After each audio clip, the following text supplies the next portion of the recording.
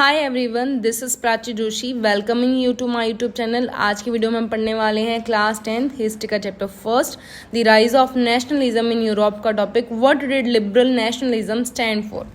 Liberal word निकल कर आया है लैटिन वर्ड से liber. Liber means freedom. Liberalism का आइडिया ही फ्रीडम पर बेस है। लिबरल नेशनलिज्म को हम दो स्फेयर में समझेंगे। फर्स्ट है पॉलिटिकल, सेकेंड है इकोनॉमिक। पहले हम लोग जानते हैं लिबरलिज्म इन पॉलिटिकल स्फेयर। लिबरल नेशनलिज्म का आइडिया कहता है ऑटोक्रेसी हमें उसको ख़त्म करना चाहिए। गवर्नमेंट बने लेकिन जनता के हिसाब से बने। सिटीजन्स के पास में फ्रीडम होनी चाहिए। Constitution and representative government through parliament and equality before the law. Because church के लोग थे, उन्हें जन्म से प्रिविलेज मिलते थे जो कि काफ़ी गलत था। So they demanded end of clerical privileges. इन्हीं सब चीज़ों के लिए एजुकेटेड मिडिल क्लास लोग स्ट्रगल कर रहे थे। लेकिन पॉलिटिकल लिबरलिज्म का एक ड्रॉबैक भी था। क्या? Yet equality before the law did not necessarily stand for universal suffrage.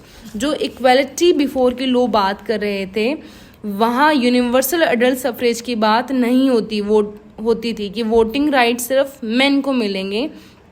So liberalism political sphere में क्या मीनिंग रखता है आप लोगों को समझ में आया होगा। अब हम लोग जानते हैं लिबरलिज्म इन इकोनॉमिक स्फेयर।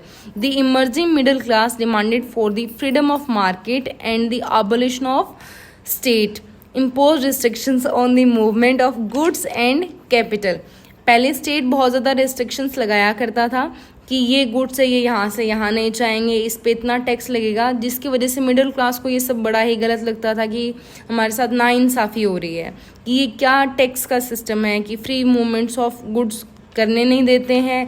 दूसरा, मिडिल क्लास को ग्रो करने नहीं दिया जाता था, ना ये ग्रो कर पा रहे थे क्योंकि बहुत ज़्यादा टैक्स लगता था इनके ऊपर।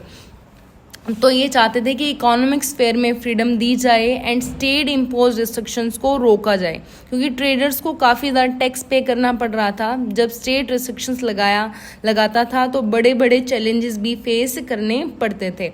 And differences in unit of weight and measurement of goods. उस टाइम कोई भी यूनिफाइड टेरिटरी हुआ नहीं करती थी, एम्पायर हुआ करते थे। फॉर एग्जांपल, जब ट्रेडर्स हैमबर्ग से न्यूरमबर्ग जाते थे तो ट्रेड के लिए उन्हें 11 जगह पर टैक्स पे करना पड़ता था और वो भी 5% के अकॉर्डिंग। अगर इतना ट्रेडर टैक्स पे करेंगे तो अर्न कहाँ से करेंगे और ट्रेडर्स को बहुत प्रॉब्लम भी होती थी। और यूरोप में डिफरेंट करेंसी भी चलती थी, उसे ट्रेडर्स को बहुत दिक्कत आती थी। उन्हें हर न्यू स्टेट में करेंसी चेंज करनी पड़ती थी, जिसकी वजह से 1834 में कस्टम यूनियन फॉर्म हुआ जिसका नाम था Zollverein, started by Prussia and many other German state joined later. इसने 3 वर्क किए। फर्स्ट नंबर था the union abolish trade barriers. Second number था reduce the number of currencies from over 30 to 2। Third number, इसने railway network को promote किया जिससे trading easily हो सके। आप लोगों को अच्छे से टॉपिक समझ में आया होगा। बच्चे, हिस्ट्री बेस्ड ऑन लॉजिक, तो इसको रटना नहीं मारना है, रटना नहीं है, इसे पढ़ना है, लर्न करना है, अच्छे से इवेंट्स को समझना है। मिलते हैं नेक्स्ट वीडियो में। Tata, bye bye, take care.